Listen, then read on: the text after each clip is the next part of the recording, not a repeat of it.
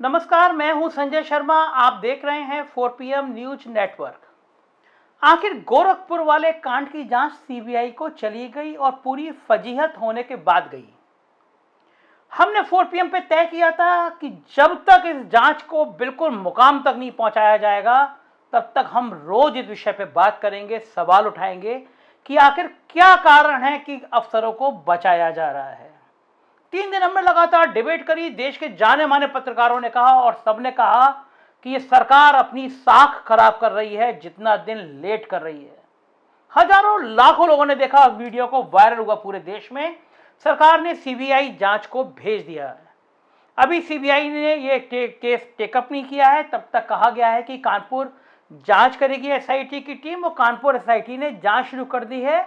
लेकिन बड़े शर्म की बात है कि अभी तक गोरखपुर के डीएम और एसएसपी को नहीं हटाया गया है। भारतीय जनता पार्टी के सांसद हैं सत्यपाल सिंह, मुंबई के पुलिस कमिश्नर रह चुके हैं। आप सबको याद होगा, मुंबई में एक बड़ा सेक्स रैकेट पकड़ा गया था, वो इन्हीं पुलिस कमिश्नर जी के घर पे था। इनके किराएदार चला रहे थे।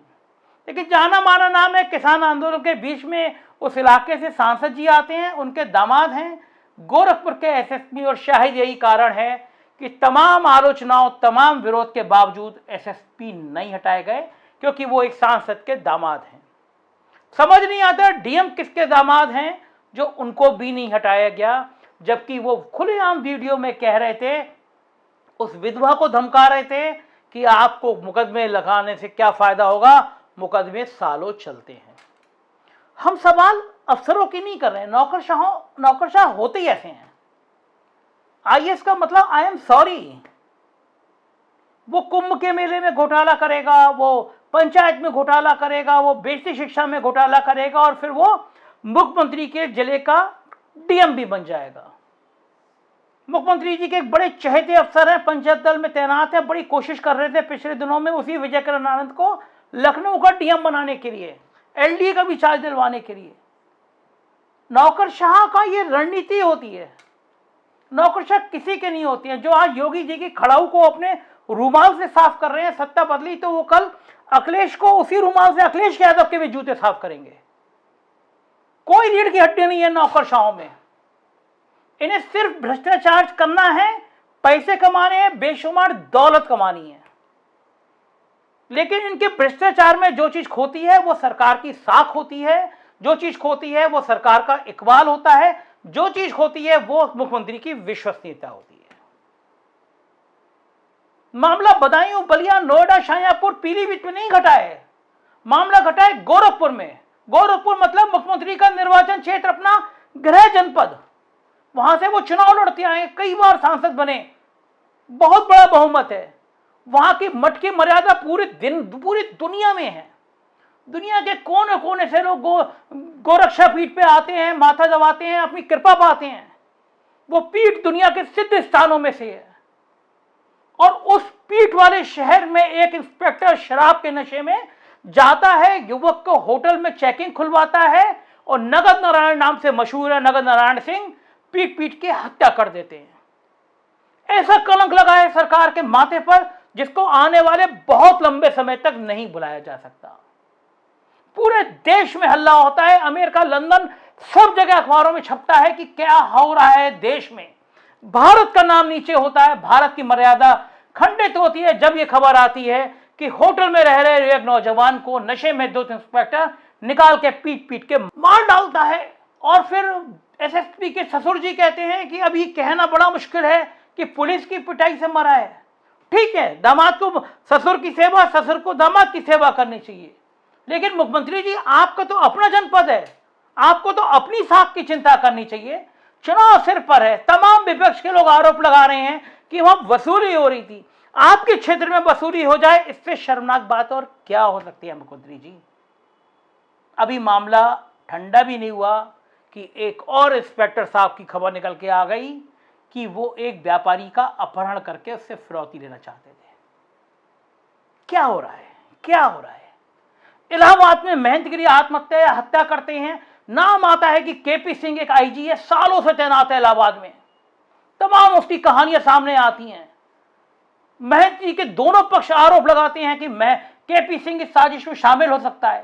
सालों तक ऐसे आईजी को बनाए रखने का क्या मतलब है? और आज 2 अक्टूबर को जब अफसर सम्मानित होते हैं योगी जी, तो वही केपी सिंह आपके हाथों सम्मानित होता है। ये नौकरशाह आपको डुबोने की तैयारी कर रहे हैं। बात मानिए मेरी, मैं आपका आलोचक नहीं हूं, निंदक नहीं रखिए, आंगन कुटी छवाए। मैं आपको सही सलाह देना चाहता हूं। मैं फिर कहूंगा ये अफसर चाहे अखिलेश यादव आए, चाहे मायावती आए, चाहे प्रियंका गांधी आए, चाहे संजय सिंह आए, यही अफसर अपने रुमाल से उनका जूता साफ करते हुए नजर आएंगे। किसी की नहीं है ये। आप अपनी साख को बचाइए, अपनी साख को देखिए। आपने कहा टेस्ट कराया कल, 50% डीएम एसएसपी अपने कार्यालय में नहीं थे। ये 1 दर्जन बार आपने टेस्ट कराया होगा नौकरशाही का।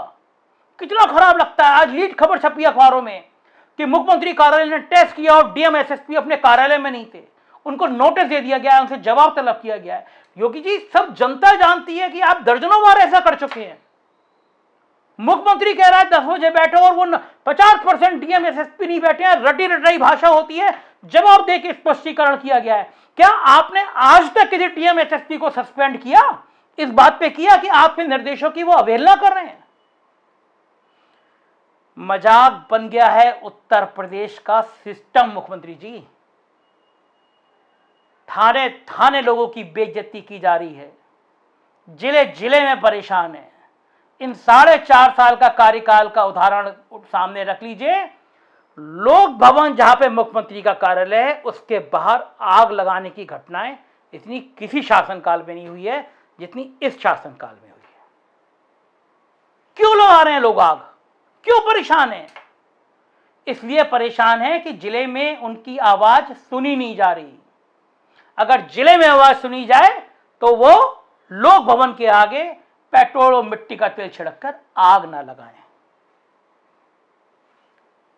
टीवी चैनलों को 200 करोड़ रुपए साल में दे देंगे। अखबार चैनल माला माल, विज्ञापन देने वाले अफसर माला माल, कमीशन घर में पहुंच गया अफसरों का। आपका क्या? आपकी साख खड़ी होगी कानून व्यवस्था के मालूम पर। डीएम एसएसपी का ना हटना बड़ा सवाल करता है। और सीबीआई को जांच भेजकर आपने साबित किया कि उत्तर प्रदेश पुलिस कहीं ना कहीं बैकफुट पर है। यकीन नहीं है कि उत्तर प्रदेश पुलिस जांच कर पाएगी बीजेपी के एमपी के दामाद की।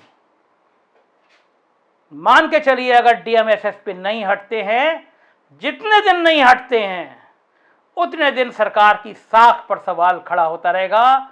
लोग पूछते रहेंगे जिस एसएसपी के नाक के नीचे नगद नारायण सिंह रुपए इकट्ठा कर रहा था, वो रुपए कहां कहां किसके पास जा रहे थे?